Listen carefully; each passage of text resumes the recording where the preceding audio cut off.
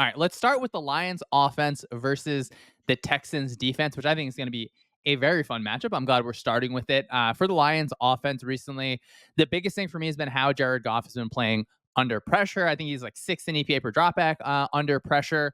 I'm just trying to think what else we really need to see from this Lions offense at this point, where they are able to run the ball whenever they want. They're going to have a high or lower pass rate over expected because of they will establish it. And then they can win on the inside. Of course, with Amon-Ra St. Brown, they have a fantastic schemer in Ben Johnson to make sure you find different ways to get receivers off of cornerbacks. In that Packers game, you target really linebackers and safeties kind of over and over and over again. And of course, a lot of their offense is based on that early down play action where Goff is second in the league in early down play action EPA. You can go to supersports.com, check out our data tables for that. How are you feeling overall about this fantastic Lions offense? Yeah, you summarized the Lions offense really well there, where it does start with how well the offensive line plays, especially Penny Sewell, but spreads across the entire offensive line. And then you have Ben Johnson scheming it up really easy for this Lions offense, where they have the sixth highest motion rate in the league. They have the highest play action rate, which is really plus EV for a quarterback like Jared Goff. And the results have paid off since week three, where their offense has really found the rhythm. Third in EPA per play, seventh in success rate. And that gap shows you that they are in a very explosive passing attack. They have the second highest explosive play rate in the league right now. And one in every five passes is a 15 plus yard play for them. So that is a very high clip for them to hit at. They're doing like the low A dot high yards after catch thing that we've talked about on the show before. And you mentioned like the one thing that we need to see from the offense, like the one thing that they haven't really figured out yet is they're 21st in EPA per pass against zone coverage. They're first by a lot in EPA per pass against man coverage. So you're going to need to see them be a little bit better against zone to feel like the defense won't have any answers to the offense going forward. But right now, defenses don't have a lot of answers to this Lions offense. One in every five passes at a 15-yard play is pretty sweet. And I guess Jared Goff's only throwing like 20 passes a game, so you just get like four or five of those a game. But it really feels like that when you're watching them. It's like, oh, is it time for them to get an explosive? We're just waiting for it to happen. That zone coverage number is really interesting. I think maybe after this we'll dig into it a little bit more, just because they have so many ways to conflict zone defenders. Obviously, play action. It might be that teams are just really want to play man coverage against them, so they can really kind of stuff that box inside and get their linebackers kind of out of conflict in man coverage, where if you get a play fake, you're a little more comfortable kind of attacking. Let's talk about the Houston Texans defense a little bit here, where Will Anderson and Danielle Hunter have been so impressive. Of course, when they essentially flip Grenard for Hunter, I think it makes sense with their timeline. Of course, you'd have to, just the way the contracts sort of work out. But Anderson has been really impressive, where he certainly flashed at times last year. I thought just had a strong rookie season, but for him to really continue to put it together, where they're both just near the top of the charts in terms of pressure rates. And I think that gives D'Amico Ryans really exactly what he wants, where, you get good enough corner play and you just have a really fun formula for, we're going to attack you up front. We're going to get funky in some of our pressures. We're going to be multiple on the back end. Of course, they're going to play a lot of man coverage. You get Jalen Petrie at that nickel spot, just doing a bunch of different things, from blitzing a little bit, playing guys downhill a little bit. So overall, still certainly a fun defense for the Houston Texans. Yeah, very fun defense for sure. And they played well this year, seventh in EPA per play allowed, an improvement from some promising early returns last year. And it really starts with just this fierce pass rush that they have, where they've generated pressure at a very high level right now, second highest in the league. And they've done that through some blitzing, but also just the players doing really well at the edge spots, where you have Danielle Hunter, who has the most pressures in the league right now. Will Anderson Jr. has the sixth most pressures. So the edges have done a great job of getting to the quarterback. And what I thought was a really cool stat from Next Gen Stats is the Texans collectively have the fastest get off speed in the league right now, or the quickest get off time, where they are able to get from the line of scrimmage to 1 yard in the backfield faster than any other defensive line in the league. And I think that's a testament to how talented these edge rushers are, and also some of the scheme just allowing them to get freer releases to get to the quarterback quicker. And so that's been really good to see on the defensive line. And then in the back seven, the corners are good, both Stingley and Lassiter. Jalen Petrie is an up and down player in coverage. He's very high risk, high reward. So sometimes you'll get some really good plays out of him. Sometimes he'll get beat deep, and the spine of the defense is definitely not as strong as the outside parts of it with the corners and edge rushers. So that'll be something to monitor in this game and going forward. Yeah, it feels like they're optimized to force interior runs, which I think as a theory of defense is a very, very smart way to do it. But you get the Lions, and unfortunately, that is a little bit tougher. I'm glad you mentioned, Petrie is up and down. He's definitely a player that like he just falls into my type of players that I like. I'm certainly hoping for some high end plays in this one. Let's talk about now a matchup that we like here for the Lions offense against the Texans defense.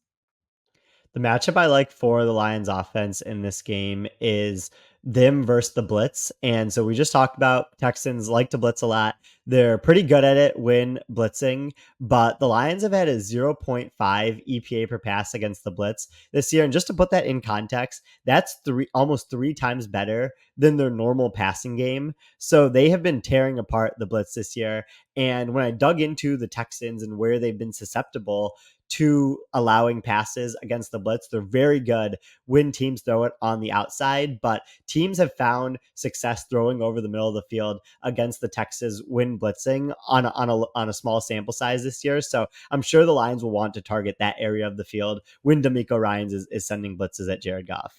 Yeah, and as I mentioned just before, I really want to see the Lions be able to take it to Houston through those interior runs. They're going to run a lot of that outside zone where you end up getting kind of cuts vertically up the field, where against the Packers, they did a pretty good job, cutting off that backside of the run where you'll see Will Anderson really pursuing super, super hard. So I do wonder if it's going to be, hey, we're going to win a little bit inside. We have to get to some of that play action boot where now, of course, in the NFL, defensive ends are just going to go ahead and scream straight at the quarterback. You're rolling the dice a little bit there to get a sack. You were talking a little bit about just zone coverage for the Lions as a struggle. Is that what you see kind of as a positive matchup for the Texans defense against the Lions offense? Yeah, that's exactly where I see the positive matchup for the Texans in this game, where you don't want to play man against the Lions. The Lions are first in EPA per pass against man coverage, and teams have recognized that. The Lions have seen man coverage only 40% of the time this year on passes, which is 31st in the league. Like teams are recognizing that they should play zone against the Lions, and the Lions are ranked 21st in EPA per pass against zone. And what it really boils down to is just Amon-Ra St. Brown splits against man versus zone, where he has an 82% success rate when targeted versus man, but a 48% success rate when targeted versus zone. So big drop off in the success of his targets against zone. And the Texans do have the corners that can play zone. If they choose to do so in this game, they play a little bit more man than zone just generally as a defense. But I would probably guess that switches up in this game just because of where the Lions' strengths and weaknesses are. I mean, these man versus zone numbers are really intriguing to me. I think I will probably dig into them more, and then I'm gonna look at I think some like more pointed film too, because when I think of the Lions, like they should be comfortable attacking zone coverage. It might just be that overall, like when you're playing man coverage against a team that really knows how to motion well, how to manipulate things in different ways, they can just find a ton of ways to beat man coverage. And of course, like Amon-Ra St. Brown one-on-one is just pretty much going to beat whoever you have there. So that can be kind of a instance of that. I didn't really have like a matchup I felt kind of great about here. I will say I'm super, super excited though for the Texans edge rushers against the Lions tackles. Like Hunter and Anderson going against Decker and Sewell. That is just, I think, something, it's going to be so exciting where, of course, on the TV copy, you're just kind of see that all the time. I don't know if you have another fun matchup that you have for either of the sides here. Those were my fun matchups were as well, where I think like offensive side, like Sewell versus the pass rushers will be really fun. Sewell allowed his first sack of the season last week. It kind of looked like Kevin Zeitler at right guard, like tripped him a little bit. But like, he went 9 weeks into the season without allowing a sack. So we'll see if that can kind of hold up in this game against Anderson and Hunter. But then defensive side, yeah, like pass rushers versus Taylor Decker on the other side. Like I'm sure D'Amico Ryans will have fun kind of deploying them, picking when to put which pass rusher on which side, like maybe experimenting a little bit with putting them more inside. Like it'll be really fun to watch that matchup in this game. Yeah, when you mention like offensive linemen, unfortunately, like, it happens where they just trip over another guy, and there's just really Hmm. nothing you can do about it. It stinks when I'm watching the film and I see that because like, oh man, like he's got a good anchor. Like you just kind of fall into that situation. I do want to monitor how much we get Petrie versus St. Brown in the slot. Of course, Houston's going to play a ton of nickel. Detroit's going to keep St. Brown in that slot spot. So is it a day where they have to find different ways to help? Or whether it's, you're rotating a safety to his side, whether it's, yeah, you're playing zone coverage, but you find a way to kind of bracket a little bit in zone coverage. I think that's going to be something I monitor. And then in this game, like I keep mentioning the Jared Goff pressure thing because it was something that he just didn't have in his bag last year. And for him to be playing at this level against pressure is a really, really positive thing this year. And then for Houston, I really want to see, are you going to be able to stop the run in those, just continued light boxes? Are you going to have kind of discipline over the middle of the field in that pass game, in that play action pass game where I don't know, Tej, I don't know if is it, or for Houston, you're just blitzing, you're trying to create a big play and then just trying to ride that way? Yeah, I mean, I do think that you want to be careful about blitzing against the Lions because of what we talked about. But yeah, like I could see a lot of like just like 4-man rushes in this game, like a couple 5-man rushes. But goes back to like, yeah, play zone. Really just try to take St. Brown out of the equation when doing so because of like, yeah, you use Petrie. You bring one of your corners inside, and then you like kind of feel confident about your other corner on Jameson Williams coming back from his 2-game suspension in this game. So Lions will probably lean on the run, early on to combat that. And then, like you mentioned earlier, like we can kind of tell when the Lions explosive is being dialed up. When they go under center play action, like they want to hit that 15-20 yard play downfield. And so like if you're Houston, like you really do have to be ready for that. All right, Tage, so let's flip over here to the Texans offense versus the Lions defense. And I don't know if you heard the rumors, but our guy, Nico Collins, he might be back. We may have some excitement in our lives for the Houston Texans offense. Once again, I'm so glad. Like literally once we did the, Nico Collins has the ability to maybe be the best receiver in the NFL, immediately injured, goes on that injury for a few weeks there. And, just looking at the Texans offense recently, of course, it's been a little bit frustrating where, Stroud has not been amazing. I don't want to pretend like he's played perfectly. The offensive line has certainly had some issues. Of course, you have not only the injury to Collins, the injury to Diggs, so those injury at the receiver position, they're just a little bit distressing. I do think the offensive line this like last year, I felt like they overachieved. This year, they're certainly struggling. There's a conversation, then we've talked about this a few times on the pod, where in the Shanahan system, it's a lot of set it and forget it protection. So it's not that Stroud doesn't know the protections. You just like he's not always checking it, and I feel pretty confident that they're calling it at the offensive line, and that doesn't say like, oh, Stroud can't do it, or why would a quarterback not be responsible for it. It lets the quarterback play a lot faster.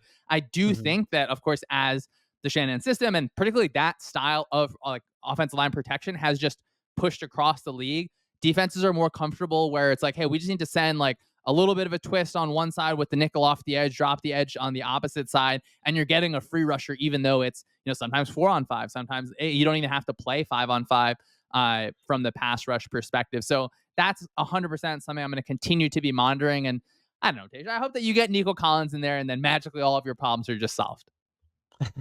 Yeah, I mean, I do hope that as well. Like you have this Texans pass offense that ranks 18th in EPA per pass, which is definitely disappointing, like compared to preseason expectations. And so, yeah, what the issues are probably boils down to like the two that you just talked about there, where with Nico Collins they have the 12th best EPA per drop back.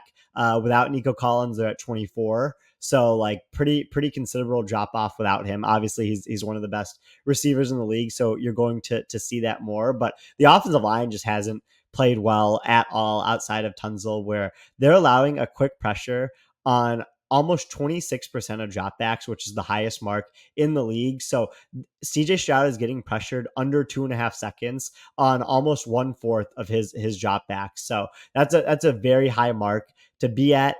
And they do rank 13th in quick pressure production, but still, like when that's happening so often, it's just like very hard to sustain a quick passing attack. And that was something that definitely like was noticeable to me in their Thursday night game against the Jets, was just like how quickly the pressure was getting there, and Stroud being somewhat of a mobile quarterback, but not someone who can like escape and run out of pockets the entire night. Like he was resorting to scrambling a lot. Like only had the one receiving option in Tank Dell that he could find down the field, and so like those were some of the problems that were just popping up for the Texans pass game. Their run game is it, like doesn't rank well. Like they're 28th in EPA per rush. Obviously better with Mixon than without him. But like yeah, they are passing more this year.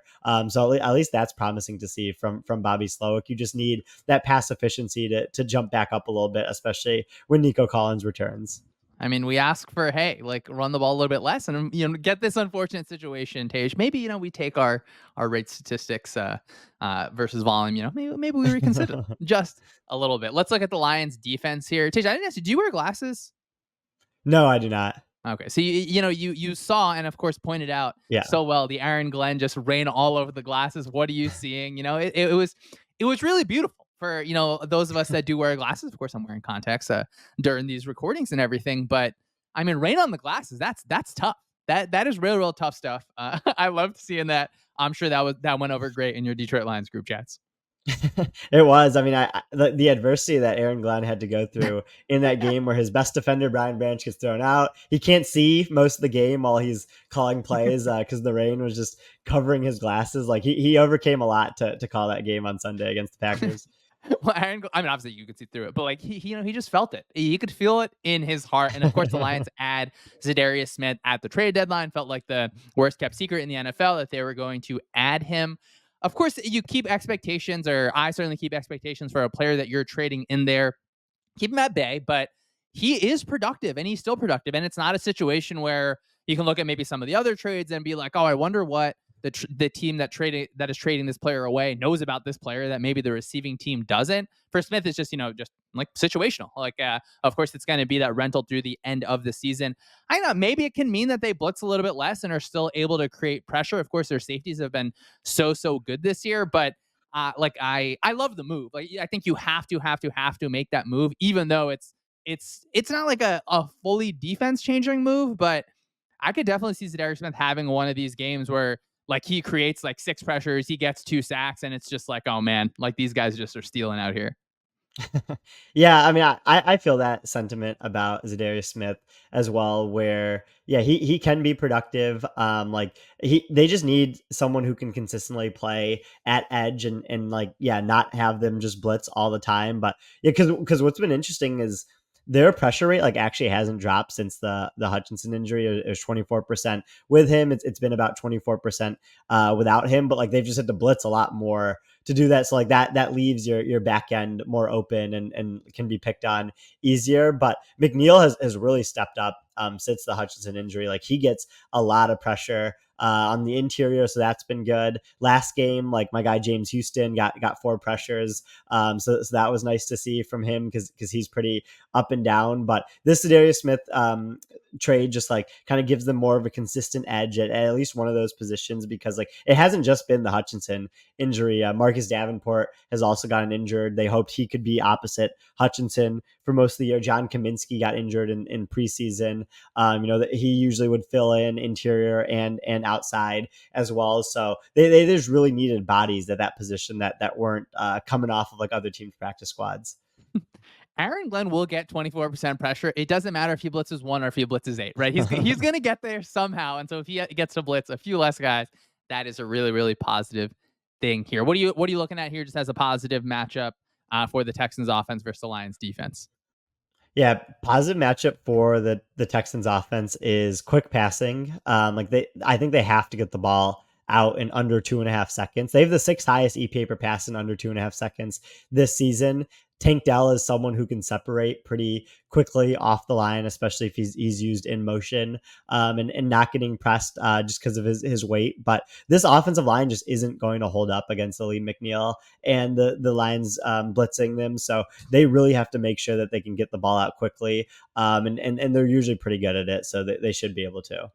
I do wonder if Houston can kind of win on the edges in the run game, maybe just a little bit. I just want Nico Collins back too. Of course, we don't have full news if he's going to be back. We'll be able to find out when Houston designates him for return, because then you can find different ways to just win against man coverage, right? Like Detroit is going to play you in man coverage, and not that it's easier to beat man coverage versus zone coverage. There's just like a list of man coverage beaters, whether it's, you're creating traffic, you're getting into a bunch to make it hard for them to work through, you're getting crossers going across the field, so you're making someone, run a marathon to try and chase your receiver. So I really want to see what Houston has cooked up in this game, where it's a really, really big game for the Texans. Of course, every game is a big game, but I do think that, if you find a way like to beat the Detroit Lions really the entire season, like that is such a big mark for your season. What are you thinking here for just a positive matchup for the Lions defense against the Texans offense?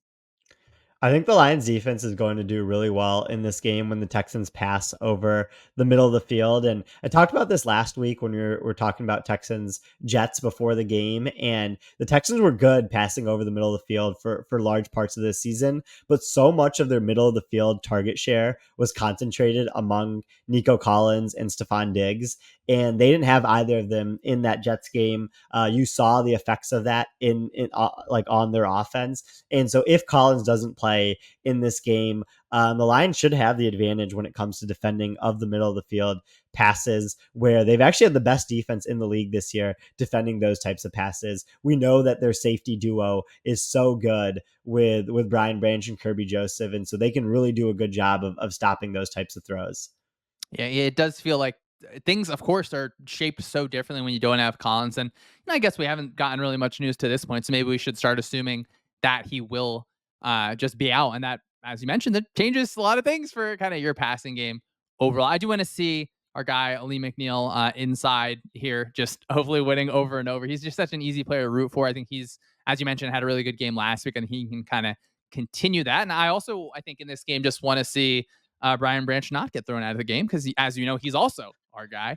Just the safety play overall for the Lions has been so strong recently, and if the Texans are going to have those like drift routes where you're kind of taking 6 steps and cutting inside, is it your safeties just hammering down there on the inside and able to kind of take away some of those passes? You mentioned earlier about CJ Stroud having to run around the whole entire Jets game, which of course, like, you don't want to have your star quarterback doing that. I do enjoy watching Stroud extend plays maybe like a little bit later in the down as opposed to like within 1.5 seconds. So it's not extending quick pressures, but extending a play that maybe is covered. So I do think that is something that will be fun for me to just sort of watch, particularly if the Lions are, I don't know, sometimes they blitz 5. If you're playing man coverage, if you just kind of break one of those guys, you're really out in space as opposed to, some of the ways that the Jets were able to create pressure on Houston. Do you have any just fun matchups that you're thinking about for this one?